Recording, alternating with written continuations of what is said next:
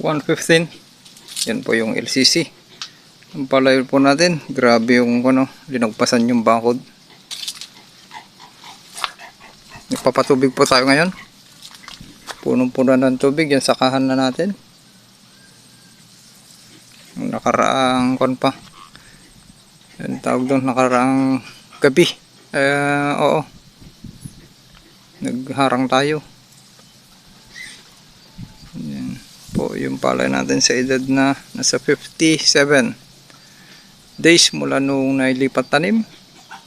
At ang activities po natin dito, tree bag 1620 nung 0 days after planting. DAP. Yan po, nagsabog tayo dito sa 15,000 square meter ng tree bags 1620. Okay, i-review po natin yung summary po natin yung ginawa po natin. Tapos nung nailipat tanim 1 dot. At naglagay pa rin tayo pala ng yung mga alam natin may hina ay linigyan natin ng manure. Bali 1 yung nandun tabi ng dating pulaan natin nung dry season yun. Yung katabi nya 1, 2, 3, 4 bali 5 yung linagyan natin ng manure, half hectares. Ibig sabihin dito hindi nalagyan pero dahil masustansya na nga ay kinakakaya na yung abonong 3 bags lang na inailagay natin na 1620 ay kinaya na, plus yung nakamix po tayo doon ng gumawa tayo ng sulfate, pinakapitan natin, nagmix tayo doon ng 1.5 kilos or 15 pack na hypercompost para sa soil conditioner, toxic neutralizer. Tinanggal natin yung toxic dahil gumamit pa rin tayo ng molicide, pamatay kohol. Okay, nung 1 dot, yun yung pagmixing natin at isinabog natin. Pagkatapos malinang dahil bako-bako, hindi pwedeng sabugan natin kaagad at nagpapalinang pa tayo ng kasi magkumpo-kumpol. Ang nangyari po doon ay matapos maglinang, sinundan kaagad natin ng sabog.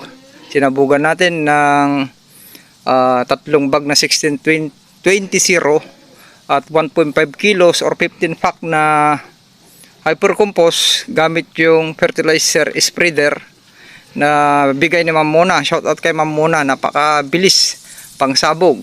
Dito, tayo lang nagsabog, napakabilis. 1 oras lang ang tagal lang doon ay yung magload, maglagay sa Pero pag nailagay na lahat yung abono dyan na nai-distribute, kabilis na, karga, na lang. Wala pang 2 minutes na tapos na yung 1,000 square meter. Ganun kabilis yung fertilizer spreader. Okay, sa 1 dot, ito naman yung ginamit po natin. Yan, linagay ko dito para natin makalimutan. 1 dot, nag-spray tayo ng Yieldmore Natural All-Purpose Foliar Fertilizer. Nandyan yung mga main benefits.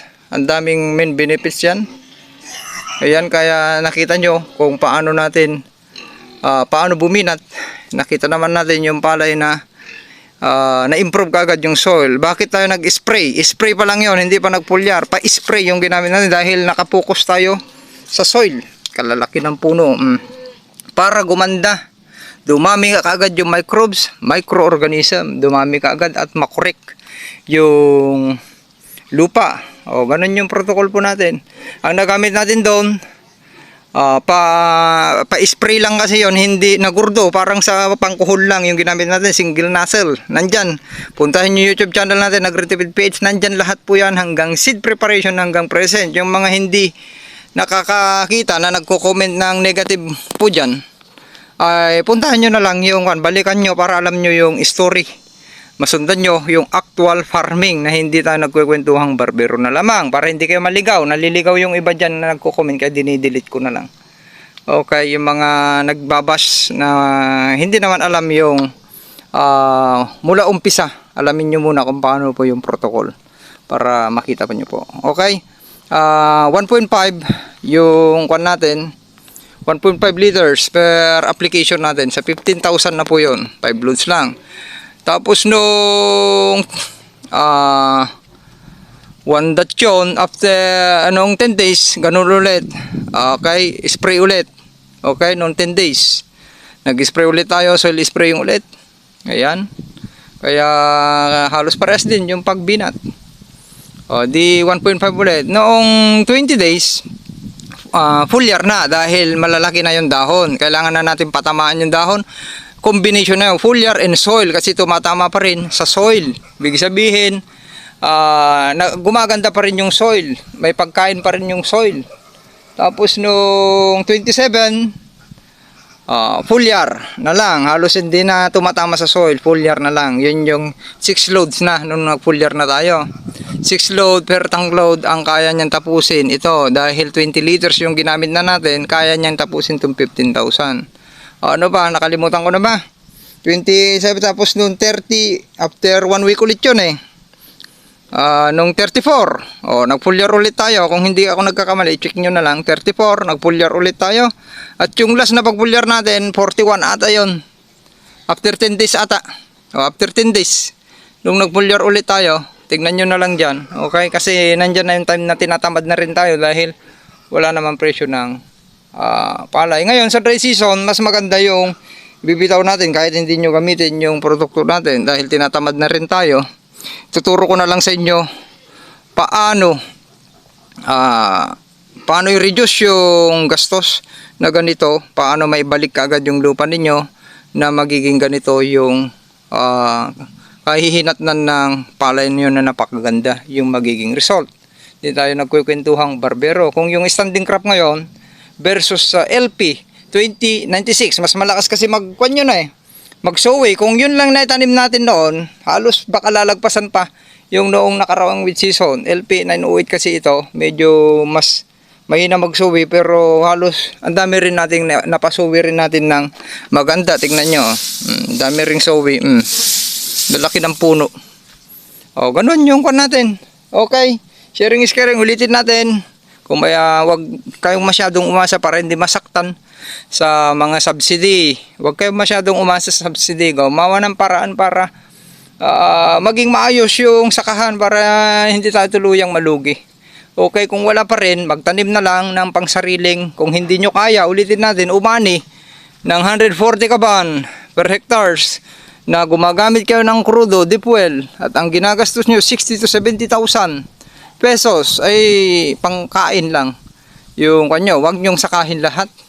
Pagpahingay nyo na para bumalik yung kagandahan ng lupa kasi natadtad na po yan ng lason. Kailangan ma-rejuvenate. Pero kung gusto nyong sakahin, gawin nyo yung ilalatag natin protocol para sa inyo. At ayan, gawin nyo na kasi titigil na rin tayo mag-vlog. Okay, darating na dry season na tinabad na rin ako, magpo-focus tayo sa ibang pagkakitaan. Okay, ganun na lang, sharing is caring. Maraming salamat. Happy farmers, happy Lord's Day. Go lang ng go at happy Sunday. Bye-bye. Thank you. Napakaganda. Mayroon yan tubig. Nagpapasok na ako ng tubig. Wala namang ulan na malakas. Kailangan na natin sa flowering stage ng maraming tubig. Yan na. Ayan yung mga kon natin. Ganyan lang. Di pa tayo nakabili ng sitaw. Yan sili natin. Nakakakwan na yan. Pwede nating parang kadahin kagad yan pag kwan na. Tapos ang makita nyo dito, makikita nyo, may mga mushroom dito sa kwan natin. Ibig sabihin masustansya at hindi nalalason ng kwan itong kwan natin. Yan yung kwan natin. Kabilis. Pero ito kasi nadiligan natin ng YM. Ayan na. Ito iniisip ko kung papalitan na natin ito. Ipropurin na muna natin para manibago ulit yung 2 years na natalong. Ganyan lang. Talong natin. Pag umarangkada yan, tignan nyo. Ang ganda. Okay. Ayan. Kanina umikot tayo yung activities natin. Umikot tayo doon. Yung mga problema natin sa kan, wala tayong kapag-asa pa ganyan sitwasyon nang ulitin natin talamak na korupsyon dito sa Pilipinas. Palagi natin pinag-didiscussan noon yan. Kaya alam nyo na, next election, saka lang nila tayo kailangan piliin natin yung may bayag na mga leader. Wala na, sabi ko magugunaw pa itong Pinas bago mawala yung korupsyon dito sa Pilipinas. Talamak po yan. Hindi natin matatanggal na yan. Sabi ko nga, nagdaan na yung may tapang na presidente, ganun pa rin. At least nabawasan. Lalo na, ulitin natin, lalo na ngayon, napakaluwag. Ibig sabihin, napakaluwag, mas maraming pondo yung mauubos sa kauutang yan. Buti sana kung yung mga pinagkukuha dyan sa pondo ng mga government, iba't ibang government agency, ay mga taxpayer yan, pinapahingi lang. Kung ano-ano nang ginagawa dyan, mga taxpayer yan, pinapahingi lang. Kung ano-ano nang ginagawa dyan, mas maraming na, ay nako, hirap lang magsalita pero nagsawa na rin tayo. Last na ngayong cropping na to, ayaw na natin makialam sa mga ganyan. At ang matatamaan talaga dyan, yung mga may pinapaaral. Domino effect po kasi yan, yung nangyayaring ganyan na mga nakawan. Pagnanakaw, pagsasamantala sa mga iba't ibang kwan, hindi lang sa palay, walang mangyayari. O meron kwan doon nagsasabog hanggang kwan niya yung palay natin, dibdib. Yun. Yung katabi ko, pamangking ko yan. Tangkad na, Yun, ilininisan ko kanina dito. Ayan. Kaya ganun lang, sharing is caring. Happy Sunday, happy Lord's Day. Huwag nyo nang problemahin yung huwag kayong masyadong ma-stress. Dahil talagang ang papatay ngayon sa mga ay stress. Huwag nyo masyadong isipin kung may pagkakitahan na iba. Kung na lang. O ito nga, si Kon nga hirap kong kon noon. Si Father nga, ang hirap ko niyan, talagang BBM yan. Buong pamilya namin, BBM, pero si Father ang pinakamahirap. Nandyan, mag-church, dumating kahapon, mag-church siya. No, tinanong ko siya, anong kanya? Wala na, yung BBM. Ayaw na niya, dahil kung estudyante, ang pamilya na, ang nabibitin, estudyante, ay nako, baliw na lang yung buboto pa kay BBM. Kung mahina ang pamamalakad niya, kung ang napahirapan yan, mga estudyante natin, or yung sakit, ang nakataya po dyan, kahit pa solid BBM ka, wala na yan. Kung mahihirapan na health mo na yung nakataya dyan, baliw ka na lang kung iboboto mo ba yung ganyang leader. At estudyante mo ang nagsuffer. Sharing is caring, maraming salamat. Morning mga kagribe, tara, umagaan muna, ang dami natin trinabaho. Nagtanim na tayo ng kwan dyan, ng sitaw, at marami pa tayong tatamnan dito pa. Tinamnan ko na yung bakante. Okay, yan, ang ganda na nung kwan natin, ang daming lumalabas na. Ang kwan lang natin dito, maraming rice bag pero hindi pa yan sisira. Nakakapit mga yan, dami nila. Pero wala pang sisirain yan, yung mga anak, wala pa namang masisipsip, wala pang laman yang uhay. Ang sisira, yung makikita nyo minsan pag nangingitim, black bag. Tignan nyo mabuti, iikot kayo. Kung may ikot ako, may tagi-isang black bag. Kailangan din mapatay. Yun talagang mabilis sumira na magiging itim yung kwan kaagad. Kahit walang laman, yung uhay. Okay? Diyan palis na tayo. Yung pala ang pinag-uusapan natin dyan, pinishare ko sa inyo. Yung mga may tapang. Okay, wag na kayong matakot, panahon na. Mga tinatago-tago nyo, walang mababago hanggang puro tayo. Yung sinabi ko, ngaw-ngaw sa social media. Puro lang tayo, walang mangyayari. Kasi kailangan natin dyan ng concrete evidence. Sa kung idadaan lahat yan sa kwan. Okay, gawa ka ng paraan, picture, record.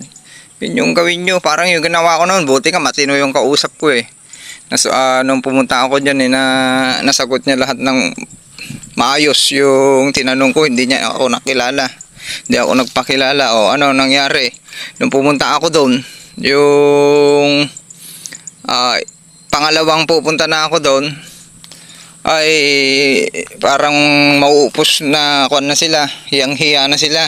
Okay, hindi naman tayo nagpakilala. Okay, ganun lang ang kumuha. Mag-record kayo, nandyan ang technology, nandyan na yung cellphone. Kahit hindi nakapumirma, kung may record kayo, automatic yun, or pinicturean nyo sila. Picture at saka lang, ang laking evidence na po yan, yung picture. Na kunyari, nagsasabuatan sila dun, tumatanggap sila ng kwan dun. Picturean nyo lang, ganun lang ang napakasimple. Walang mangyayari kung kwan, maging investigator tayo lahat, mga CI lahat. Para may mabago dito sa Pilipinas, sobrang talamak na korupsyon. Sobrang talamak, pinapahingi na yung mga tax natin. Nagtatax tayo lahat ng may lupa sa ating farmers. May pakialam po tayo, may tax po tayo dyan dahil nagbubuwis tayo ng amilyar. O, plus may negosyo pa tayo, empleyado pa tayo ng government, pati yung empleyado kayo ng private, nagtatax yung private dyan, lahat na nagtatax sa government. Empleyado ka sa private, may pakialam po tayo lahat po dyan. Pinapahingi yung mga pera po natin. Inaayuda lang, ginagasta, binubulsa. Okay sana kung may nakikita tayong pagbabago. Umuutang ng ang lalaking interes, saan ka pa? Grabing talamak na korupsyon. Sharing is caring. At God bless ating bansa. Oo, may pagbabago pa. Kaya ang tips ko lang sa atin, naku, huwag maging wise. Hindi na pwede yung nakita mo, sikat lang, ibinuto mo na. Next kan, wala ang mababago. Kaya kung ganyan pa rin ang pag-uugali natin, huwag na kayong umasa. Magkanya-kanya na lang tayo, ganyan lang. Sharing is caring.